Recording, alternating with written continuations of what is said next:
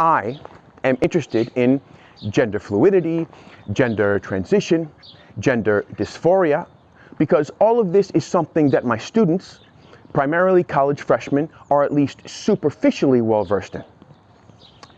A small but substantial number of them have already begun their journey of gender transition, for good or for bad, and encouraged by the zeitgeist. I want to delve deeply into these subjects so that I can delve deeply into these subjects with them. So I was excited to learn about I Heard Her Call My Name, a memoir of transition by Lucy Sante, published in 2024. Lucy Sante, previously Luc Sante, is an established literary writer, a lauded stylist, tied to the New York Review of Books. She's got a well-respected body of work behind her. She's a true aesthete with a gift for precise, deeply felt prose. I was pumped to read this book. To give you some quick context on Lucy Sante's story. At 66 years old, the egg cracks, as she puts it, and he becomes a she. She comes out of her shell to family, friends, and the world. At 70 years old, she finishes the book. When she's 18 months into hormone therapy, she has always been and remains sexually attracted to women, what she now identifies as, but she has never been, as she puts it, driven by her dick. She's fathered a son. She remains with her partner of 14 years, Mimi, who's the love of her life, but finally, after putting some old snapshots of herself through some photo-altering software, and liking the results, I suspect, that's the triggering mechanism. She plunges into living the rest of her life as what she's always known herself to be, but owing to what she calls her inner transphobia, hid from the world. Those altered photos, by the way, are interspersed through the manuscript. She looks great in all of them. She was a beautiful adolescent, a beautiful young woman, or she would have been, and she is now a beautiful older woman. And I suspect that's why she's put them in. The book is best when she writes about old times. For example, about being born in Belgium, in living her first few years there, and then about emigrating with her parents to Summit, New Jersey, about being an immigrant kid, about falling in love with New York City when at 14 years old she gets a scholarship to the well-reputed Regis High School in Manhattan, and then about attending Columbia University in the 70s, and then working at the Strand bookstore, and about living a unique, bohemian, cutting-edge artistic existence in Manhattan when it was still affordable for aspiring artists to live there, about discovering her vocation to write, about feeling freedom when she danced in the hip clubs of that era, about her fascinating, offbeat, talented friends, many of whom died from AIDS, about her fraught and sad relationship with her mother, about her loving but muted relationship with her father, about being enamored by Patti Smith when Patti Smith wasn't widely known. That's when the writing is assured, filled with easy insights and wisdom about herself, about others, about the times. That is, when she's writing about the time when her gender dysphoria was still a secret. Anytime the book shifts or shifted to present day and to the challenges of transitioning, I found myself slogging through a mixed bag of undigested thoughts and emotions.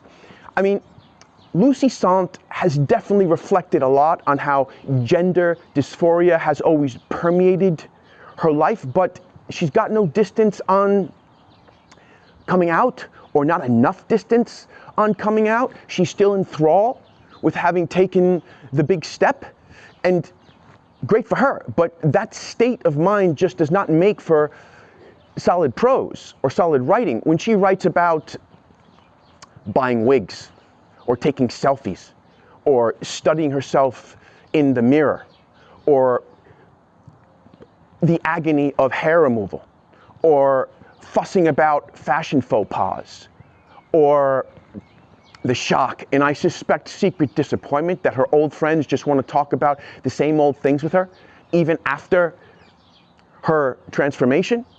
All this read kind of silly to me without her realizing it was silly. I mean, maybe it would have worked for me if she had made a bit more fun of herself. At one point, she writes about being high atop the pink cloud and being filled with missionary zeal, and about living what she calls her golden age trans puberty. Well, too often, that's how the parts of this book about transitioning read. They're gushy, they're needy for attention, they're affirmation seeking. Imagine if some hormone-charged teenager who wrote rigorously crafted, polished sentences about a time of her life that she hasn't really come to grips with yet, hasn't really sorted out, who thinks everything is interesting and important because it's interesting and important to her, and because people are suddenly paying a lot of attention to her. And boy, did they pay attention to her. Get this, when she uploaded her first post to Instagram about transitioning, she got 4 offers for publication. No querying agents for her. No writing book proposals. 4 offers of publication after an Instagram post. And another thing. Look, it's a memoir. It's a book about her.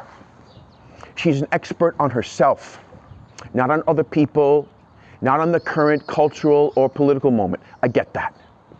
But really, she has no comment on the times other than that they allowed her to more easily be herself in public. I mean, the zeitgeist ended up being her ally. But really no comment on how society, or a certain segment of society that had influence over us and over our children, went a bit overboard for a while. I mean, it's great that a society exists in which those like Lucy Sante can be themselves without unnecessarily harsh consequences, but really zero comment on how many people, very often young people, vulnerable, susceptible, confused, still developing people, ended up going through gender transitioning and only ended up more confused and lacking a return ticket, as Lucy Sante writes about her own transitioning.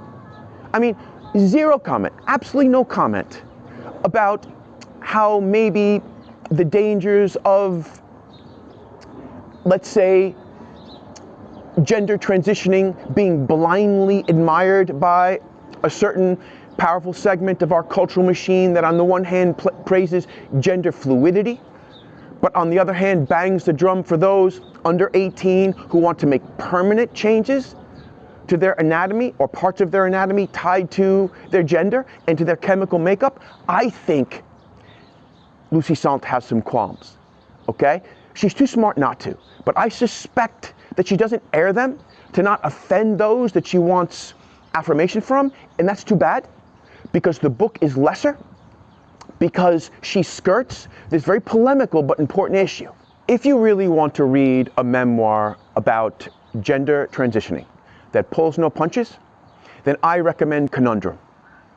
Published in 1974, 50 years before this one, by Jan Morris. As gifted a stylist as Lucy Sante, but more detached, more judicious, more courageous. Not that Lucy Sante claims to be any of those things, but Morris's book was written 2 years after her gender reassignment surgery, but 10 years after she began her gender transitioning. It is a wonderful and illuminating book. Sante refers to it at one point in her memoir, calling it safely confined to the past. I disagree. I think it is a much more relevant and well-rounded book than Sante's. If you're curious, I've got a video about Conundrum queued up next.